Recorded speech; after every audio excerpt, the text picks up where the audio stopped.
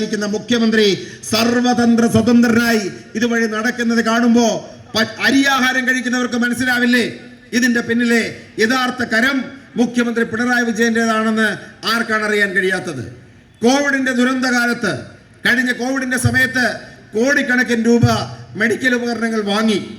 ഈ Alappuzha medical college ഉൾപ്പെടെ ഒരു തരത്തിലും മുന്നോട്ട് പോകുവാൻ കഴിയാതെ നടുവൊടിഞ്ഞ് ശസ്ത്രക്രിയ ഉപകരണങ്ങളില്ലാതെ ഡോക്ടർമാരില്ലാതെ വെന്റിലേറ്ററുകളുടെ അഭാവത്തിൽ ഏറ്റവും ദുരിതമായ അവസ്ഥയിലൂടെ കടന്നു പോകുമ്പോൾ നൂറുകണക്കിന് കോടി രൂപയുടെ പർച്ചേസ് അന്നത്തെ ആരോഗ്യമന്ത്രി കെ ശൈലജയായി മുഖ്യമന്ത്രി പിണറായി വിജയന്റെ നേതൃത്വത്തിൽ നടന്നു. ഒരു ഗ്ലൗസിന് 4 രൂപയാണ് വിലയെങ്കിൽ അതവർ 100 രൂപയ്ക്ക് വാങ്ങും.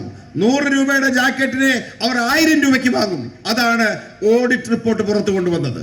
ഓഡിറ്റ് റിപ്പോർട്ട് പുറത്തു കൊണ്ടുവന്നപ്പോ ശൈലജ പറഞ്ഞത് ഞാൻ ഒറ്റയ്ക്ക് വാങ്ങിയതല്ല, മുഖ്യമന്ത്രി പറഞ്ഞിട്ടാണെന്നാണ്. പെരകത്തുമ്പോ വാഴ വെട്ടുക എന്നൊരു പ്രയോഗമുണ്ട്. കോവിഡിന്റെ ദുരിതാവസ്ഥയിൽ നമ്മൾ ഓരോരുത്തരും ജീവൻ കൈകളിൽ അമർത്തിപ്പിടിച്ച് വീടുകൾക്കുള്ളിൽ കഴിഞ്ഞുകൊണ്ടിരിക്കുമ്പോ ഈ നാട്ടിൽ ഒരു അടിയന്തരാവസ്ഥയായി നിലനിൽക്കുമ്പോൾ ആ കെയർ ഓഫിൽ ഗ്ലൗസ് വാങ്ങിയതിൽ, മരുന്ന് വാങ്ങിയതിൽ, പഞ്ഞി വാങ്ങിയതിൽ, ജാക്കറ്റ് വാങ്ങിയതിൽ, തൊട്ടടുത്തും പിടിച്ചതിനുമെല്ലാം കമ്മീഷൻ വാങ്ങിക്കൊണ്ട് ഈ സംസ്ഥാനത്തിന്റെ ആയിരക്കണക്കിന് കോടി രൂപ കട്ടെടുത്തത് ഈ ഇടതുപക്ഷ മുന്നണി സർക്കാരല്ലാതെ മറ്റാരാണ്?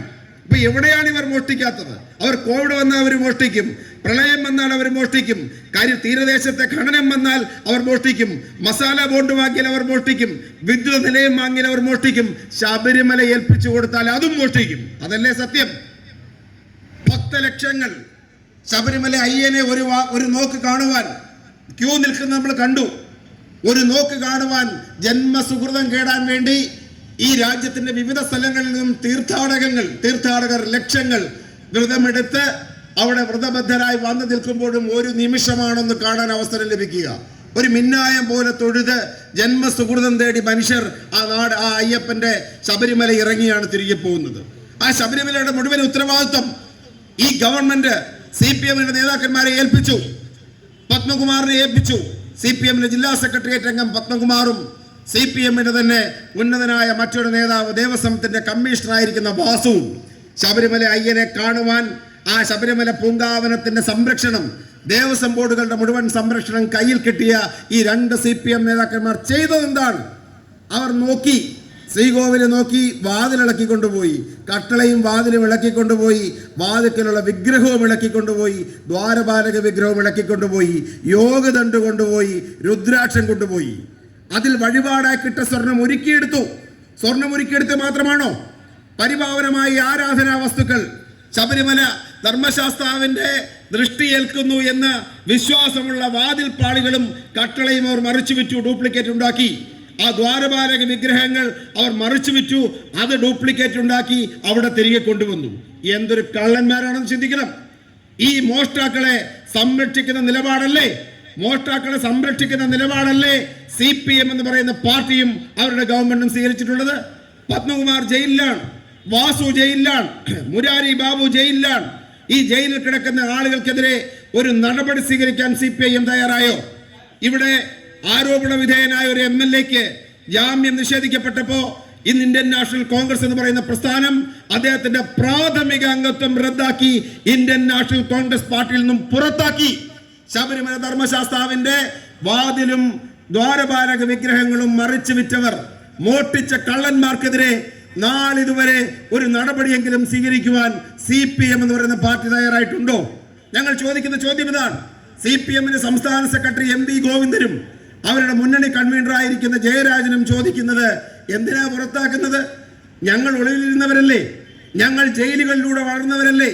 ജയിലിൽ കിടന്നവർ, ശബരിമല ധർമ്മശാസ്താവിന്റെ സ്വർണം മോഷ്ടിച്ചവരും ആരാധനാലയങ്ങളെ കൊള്ളയടിച്ചവർക്കുമെതിരെ കേസുണ്ട്, അവർ ജയിലിലാണ്. പക്ഷെ ഞങ്ങൾ അവരെ പുറത്താക്കാൻ തയ്യാറല്ല എന്ന് അസന്നിഗ്ധമായി പ്രഖ്യാപിക്കുന്ന ഒരു ഭരണകൂടത്തിനെതിരെ വോട്ട് ചെയ്യുക എന്നത് ഈ നാട്ടിലെ ഓരോ ജനാധിപത്യ വിശ്വാസിയുടെയും കടമയാണ് എന്നതാണ് അതിന്റെ സത്യം. എന്റെ വാക്കുകൾ കേൾക്കുന്നവരിൽ CPM-ന്റെ പ്രവർത്തകരുണ്ട്. എന്റെ വാക്കുകൾ കേൾക്കുന്നവരിൽ എല്ലാ രാഷ്ട്രീയ പ്രസ്ഥാനത്തിന്റെയും പ്രവർത്തകരുണ്ട്. നിങ്ങൾ ഒരു നിമിഷം ചിന്തിച്ചു നോക്കുക. ആരാധനാലയങ്ങളെ കൊള്ളയടിക്കുന്നവർ, ഈ തീരദേശത്തെ കൊള്ളയടിക്കുന്നവർ, പ്രളയ ഫണ്ട് തട്ടിയെടുക്കുന്നവർ, ഇങ്ങനെയുള്ള ആളുകൾ കോട്ട് ചെയ്ത് നിങ്ങൾക്ക് ഏറ്റവും വിലയുള്ള ഈ സമ്മതിദാന അവകാശത്തെ ഒരു ശാപഗ്രസ്തമാക്കേണ്ടതുണ്ടോ എന്നൊരു ചിന്ത നിങ്ങളുടെ എല്ലാവരുടെയും മനസ്സിലുണ്ടാകണമെന്ന് ഞങ്ങൾ അഭ്യർത്ഥിക്കുന്നു. ഈ അമ്പലക്കള്ളന്മാരെ, ഈ നാടിനെ മുച്ചൂട് മുടിക്കുന്ന ഈ കള്ളന്മാരെ പടിയടച്ച് കേരളത്തിന്റെ അധികാര സിംഹാസനത്തിൽ നിന്നും പടിയടിച്ച് പുറത്തിറക്കാനുള്ള ആദ്യ പടിയാണ് തദ്ദേശ സ്വയംഭരണ സ്ഥാപനങ്ങളിൽ തിരഞ്ഞെടുപ്പിൽ ഐക്യ ജനാധിപത്യ മുന്നണിയെ വമ്പിച്ച ഭൂരിപക്ഷത്തിൽ വിജയിപ്പിക്കുക എന്നത് രാഷ്ട്രീയ ദൗത്യം, സാമൂഹ്യ ദൗത്യം, മാനുഷിക ദൗത്യം നമ്മൾ ഓരോരുത്തരും ഏറ്റെടുക്കണം എന്ന് ഞാൻ അഭ്യർത്ഥിക്കുന്നു. ഇത് കള്ളന്മാരുടെ ഭരണമാണ്, ഇത് ജനദ്രോഹ ഭരണമാണ്, ഇത് വർഗീയവാദികളുടെ ഭരണമാണ്. എന്തിനാണ് CPM-ഉം BJP-യും രണ്ടായി മത്സരിക്കുന്നത്? CPM-ഉം BJP-യും ഇനി മുതൽ രണ്ടായി മത്സരിക്കേണ്ട ആവശ്യമില്ല. അവർ പാലം വഴി ബന്ധിക്കപ്പെട്ടിരിക്കുന്നു, അല്ലേ?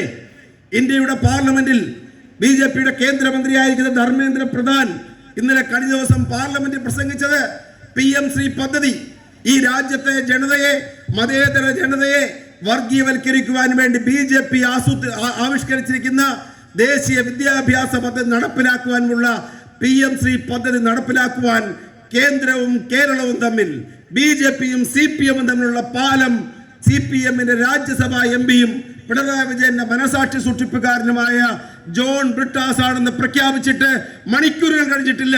സത്യമതല്ലേ? എന്തിനേക്കാണ് ഈ രാജ്യത്തെ BJP കൊണ്ടുപോകുന്നത്? അവർ ഈ രാജ്യത്തിന്റെ ചരിത്രത്തെ വർഗീയവൽക്കരിക്കാൻ ശ്രമിക്കുന്നു. നമ്മുടെ നാടിനൊരു ചരിത്രമുണ്ട്. ഇന്ത്യൻ നാഷണൽ കോൺഗ്രസ് ഈ രാജ്യത്തെ കുഞ്ഞുങ്ങളെ പഠിപ്പിച്ചു, ഇതൊരു ജനാധിപത്യ രാഷ്ട്രമാണ്, ഇതൊരു മതേതര രാഷ്ട്രമാണ്. ഈ രാജ്യത്ത് ജവഹർലാൽ നെഹ്റുവും ഡോക്ടർ BR അംബേദ്കറും ഡോക്ടർ രാജേന്ദ്ര പ്രസാദും 299 കോൺസ്റ്റിറ്റ്യൂവന്റ് അസംബ്ലി അംഗങ്ങളും 3 വർഷവും 11 മാസവും 17 ദിവസവും ചർച്ച ചെയ്തുണ്ടാക്കിയ മഹത്തായ ഇന്ത്യൻ ഭരണഘടന ഈ രാജ്യത്തെ ഒരു മതേതര രാഷ്ട്രമാക്കി പ്രഖ്യാപിച്ചു. നമ്മൾ പഠിച്ചു ഇതൊരു ജനാധിപത്യ രാഷ്ട്രമാണ്, നമ്മൾ പഠിച്ചു ഇതൊരു മതേതര രാഷ്ട്രമാണ്. നമ്മൾ നമ്മുടെ നേതാക്കന്മാരെ കുറിച്ച് പഠിച്ചു. മഹാത്മാഗാന്ധിയെ കുറിച്ച്, ജവഹർലാൽ നെഹ്റുവിനെ കുറിച്ച്, മൗലാന അബ്ദുൽ കലാം ആസാദിനെ കുറിച്ച്, BR അംബേദ്കറെ കുറിച്ച്. ഈ രാജ്യത്തിന്റെ ചരിത്രത്തിലേക്ക് തിരിഞ്ഞു നോക്കുമ്പോൾ മഹാന്മാരായ ചക്രവർത്തിമാരെ കുറിച്ച് പഠിച്ചു. മഹാന്മാരായ ഹൈന്ദവ ചക്രവർത്തിമാർ, ബുദ്ധ വംശത്തിലൂടെ കടന്നു വന്ന മഹാനായ അശോക ചക്രവർത്തിയെ കുറിച്ച് പഠിച്ചു. മുഗൾ വംശത്തിന്റെ മഹാനായ അക്ബർ ദ ഗ്രേറ്റ് എന്നാണ് പഠിച്ചത്. ഈ രാജ്യത്തിലെ വ്യത്യസ്തമായ മതങ്ങളെ കുറിച്ച് പഠിച്ചു. ഹൈന്ദവ മതത്തെക്കുറിച്ച്, ഇസ്ലാം മതത്തെക്കുറിച്ച്, ക്രൈസ്തവ മതത്തെക്കുറിച്ച്, ഗുരുനാനക്ക് സ്ഥാപിച്ച സിഖ് മതത്തെക്കുറിച്ച്, വർദ്ധമാന മഹാവീരന്റെ ജൈന മതത്തെക്കുറിച്ച്, സൗരാഷ്ട്രന്മാരുടെ പാഴ്സി മതത്തെക്കുറിച്ച് നമ്മൾ പഠിച്ചു. അഗ്നി ആരാധകരായ പാഴ്സി മതത്തെക്കുറിച്ച് നമ്മൾ പഠിച്ചു. ഇതെല്ലാം ഈ നാടിന്റെ ചരിത്രത്തിന്റെ ഭാഗമാണ്. ഇന്ത്യ എന്ന് പറയുന്ന മഹത്തായ രാഷ്ട്രം രൂപപ്പെട്ടത് ഈ ബഹുസംസ്കൃതിയുടെ യോജിപ്പിലൂടെയാണ്. നമ്മുടെ സംസ്കാരം എന്നത് നാനാത്വത്തിൽ ഏകത്വമാണ്. ഇതെല്ലാം നമ്മുടെ സംസ്കാരത്തിന്റെ ഭാഗമാണ്. എന്നാൽ ഈ രാജ്യത്ത് അധികാരത്തിലെത്തിയ നരേന്ദ്രമോദിയുടെ നേതൃത്വത്തിലുള്ള സംഘപരിവാർ സർക്കാർ പറയുന്നത് ഇതൊന്നും നാടിന്റെ ചരിത്രത്തിന്റെ ഭാഗമല്ല. മഹാനായ അശോകൻ ഈ നാടിന്റെ ചരിത്രത്തിന്റെ ഭാഗമല്ല. അക്ബർ ദ ഗ്രേറ്റ് ഈ നാടിന്റെ ചരിത്രത്തിന്റെ ഭാഗമല്ല. താജ്മഹൽ ഈ രാജ്യത്തിന്റെ ചരിത്രത്തിന്റെ ഭാഗമല്ല. ഈ രാജ്യത്തിന്റെ ചരിത്രം വേദം കേൾക്കുന്ന ശൂദ്രന്റെ ചെവിയിലേക്ക് ഈയമൊരുക്കിയെടുക്കുന്ന മനുസ്മൃതിയുടെ ചരിത്രമാണ് ഈ നാടിന്റെ ചരിത്രമെന്ന് ദേശീയ വിദ്യാഭ്യാസ പദ്ധതിയിലൂടെ പഠിപ്പിക്കാനാണ് നരേന്ദ്രമോദി സർക്കാർ ശ്രമിക്കുന്നത്. വിദ്യാഭ്യാസം എന്നത് ഇന്ത്യൻ ഭരണഘടനയിൽ, കോൺസ്റ്റിറ്റ്യൂഷനിൽ കൺകറന്റ് ലിസ്റ്റിൽപ്പെട്ട ഒന്നാണ്. സംസ്ഥാനത്തിനും കേന്ദ്രത്തിനും തുല്യാവകാശമുള്ള ഒന്ന്. ഇപ്പൊ സംസ്ഥാനങ്ങളുടെ കൂടി അനുമതിയില്ലാതെ ഈ വിദ്യാഭ്യാസത്തെ പഠിപ്പിക്കാൻ സാധിക്കാത്തത് കൊണ്ട് അവർ പുതിയൊരു പദ്ധതി ആവിഷ്കരിച്ചു, prime ministers rising school project. അതാണ് PM-ശ്രീ പദ്ധതി. ഇത് ഉൾപ്പെടുന്ന സർക്കാരുകൾക്ക്, സംസ്ഥാനങ്ങൾക്ക് കോടിക്കണക്കിന് രൂപ കേന്ദ്രം അങ്ങോട്ട് കൊടുക്കും. കാരണം അവരുടെ മെഗാ പ്രോജക്റ്റിന്റെ ഭാഗമാണ്. ഇവിടെ ജനിച്ചു വീഴുന്ന ഓരോ കുഞ്ഞും ഈ നാടിന്റെ ചരിത്രത്തെക്കുറിച്ച് തെറ്റായ രീതിയിൽ പഠിക്കണം. ആയിരക്കണക്കിന് വർഷങ്ങൾക്കും ഇവിടെ ഉണ്ടായിരുന്ന വർണ്ണാശ്രമ ധർമ്മത്തെക്കുറിച്ച് പഠിക്കണം. സ്ത്രീ സ്വാതന്ത്ര്യ അർഹതി എന്ന് പറഞ്ഞ മനുസ്മൃതിയെ കുറിച്ച് പഠിക്കണം. യാജ്ഞവൽക്യ സ്മൃതികളെ കുറിച്ച് പഠിക്കണം. വേദങ്ങളും ഉപനിഷത്തുകളും പഴയ കാലത്തിന്റെ ആ വർണ്ണാശ്രമ ധർമ്മത്തിന്റെ ചരിത്രം മാത്രമാണ് ഈ നാടിന്റെ ചരിത്രമെന്നും മുഗളരും ജൈനരും ബുദ്ധരും സിഖ് മതങ്ങളും ഇന്ത്യയുടെ ബഹുശ്രുതമായ സംസ്കാരങ്ങൾ നൽകുന്ന ഒന്നും ഇന്ത്യൻ സംസ്കാരത്തിന്റെ ഭാഗമല്ലെന്ന് പഠിപ്പിക്കുവാൻ അവർ PM-ശ്രീ പദ്ധതി ആവിഷ്കരിച്ചു. കോൺഗ്രസ് അതിനെ എതിർത്തു, CPM എതിർത്തു. എന്തിനേറെ കമ്മ്യൂണിസ്റ്റ് മാർക്സിസ്റ്റ് പാർട്ടിയുടെ മധുര പാർട്ടി കോൺഗ്രസ് PM-ശ്രീയിൽ ഒപ്പിടരുതെന്ന് തീരുമാനിച്ചു. എന്നിട്ട് എന്താ സംഭവിച്ചത്?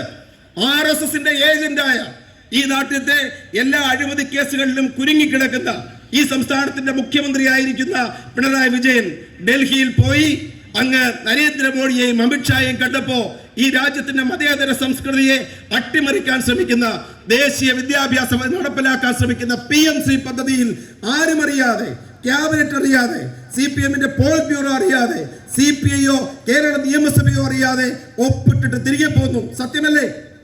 PMC പദ്ധതിയിൽ പിണറായി വിജയൻ ഒപ്പിട്ടു. ഈ സംസ്ഥാനത്തെ, ഈ നാടിന്റെ മതേതര സംസ്കാരത്തെ നരേന്ദ്രമോദിക്ക് മുമ്പിൽ അടിയറ പറയിച്ചു. മുൻപ് പ്രതിപക്ഷ നേതാവ് പ്രസംഗിച്ചു. RSS നേതാവ് ദത്താത്രേയ ഹൊസബിളെ കേരളത്തിലെത്തിയപ്പോ അയാളെ സ്വീകരിക്കുവാൻ വേണ്ടി ADGP-യെ വിട്ടത് മറ്റാരുമല്ല, പിണറായി വിജയനാണ്. പമ്പാ സംഗമം നടന്നപ്പോ ഈ പമ്പാ സംഗമത്തിൽ ആദ്യം വായിച്ച ആശംസ പിണറായി വിജയന്റെ സാന്നിധ്യത്തിൽ ഈ നാട്ടിലെ ദേവസ്വം ഭരണാധികാരികൾ ആദ്യം വായിച്ച ആശംസ യോഗി ആദിത്യനാഥിന്റെ ആശംസയാണ്. RSS-ന്റെ ഭാവി പ്രധാനമന്ത്രി സ്ഥാനാർത്ഥി, മതന്യൂനപക്ഷങ്ങളുടെ ജീവിതത്തിന് വില കൊടുക്കാത്ത, ന്യൂനപക്ഷ സമൂഹത്തിന്റെ വീടുകൾ ഇടിച്ചു നിരത്തുന്ന ബുൾഡോസർ രാജിന്റെ വക്താവായ RSS-ന്റെ ഭാവി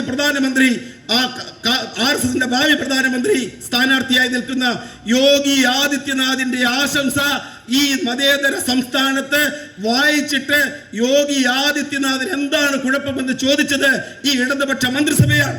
പിന്നെ എന്തിനാണ് ഇവർ രണ്ടായി മത്സരിക്കുന്നത്? BJP-യും CPM-ഉം ഒന്നാണ്. ഇനി മുതൽ അവർ CJP എന്നറിയപ്പെടും എന്നതാണ് അതിന്റെ യാഥാർത്ഥ്യം. ഭാവിയിലും അവർ ഒന്നായിരിക്കും. അപ്പോൾ RSS-ന്റെ ഏജന്റാണ് കേരളം ഭരിക്കുന്നത്. ഈ തിരഞ്ഞെടുപ്പിൽ വോട്ട് ചെയ്യുമ്പോൾ നമ്മുടെ മനസ്സിൽ ഇതെല്ലാം ഉണ്ടാകണം. ഈ രാജ്യത്തെ മതേതര ജനാധിപത്യ വിശ്വാസികളുടെ മനസ്സിലുണ്ടാകണം, മതന്യൂനപക്ഷങ്ങളുടെ മനസ്സിലുണ്ടാകണം, ഈ രാജ്യത്തെ അധസ്ഥിത ജനവിഭാഗങ്ങളുടെ മനസ്സിലുണ്ടാകണം. ജനദ്രോഹ ഭരണത്തിനെതിരെയായിരിക്കണം നമ്മുടെ വോട്ട്. ഈ നാടിന്റെ ജനാധിപത്യവും മതേതരത്വവും സംരക്ഷിക്കാനായിരിക്കണം നമ്മുടെ വോട്ട്. ഭരണഘടനയെ സംരക്ഷിക്കാനായിരിക്കണം നമ്മുടെ വോട്ട്. കേരളം എന്ന് പറയുന്ന ഈ മഹത്തായ സംസ്ഥാനം ഒരു ഹിമാലയം പോലെ മതേതര ജനാധിപത്യത്തെ സംരക്ഷിക്കുന്ന ഈ നാട്ടിൽ കോൺഗ്രസിന്റെ കുങ്കുമശുഭ്ര ഹരിതാഭമായ ഈ പതാക പാറിപ്പറക്കുവാൻ, ഐക്യ ജനാധിപത്യ മുന്നണിയുടെ പതാകകൾ പാറിപ്പറക്കുവാൻ, നാടിന്റെ ജനാധിപത്യത്തെ വിജയിപ്പിക്കുവാൻ നമുക്ക് ഒറ്റക്കെട്ടായി നിൽക്കാമെന്ന് മാത്രം പറയുന്നു. ഐക്യ ജനാധിപത്യ മുന്നണി സ്ഥാനാർത്ഥികൾക്ക് വിജയാശംസകൾ നേരുന്നു. നിർത്തട്ടെ. ജയ് ഹിന്ദ്, ജയ് UDF. യോഗം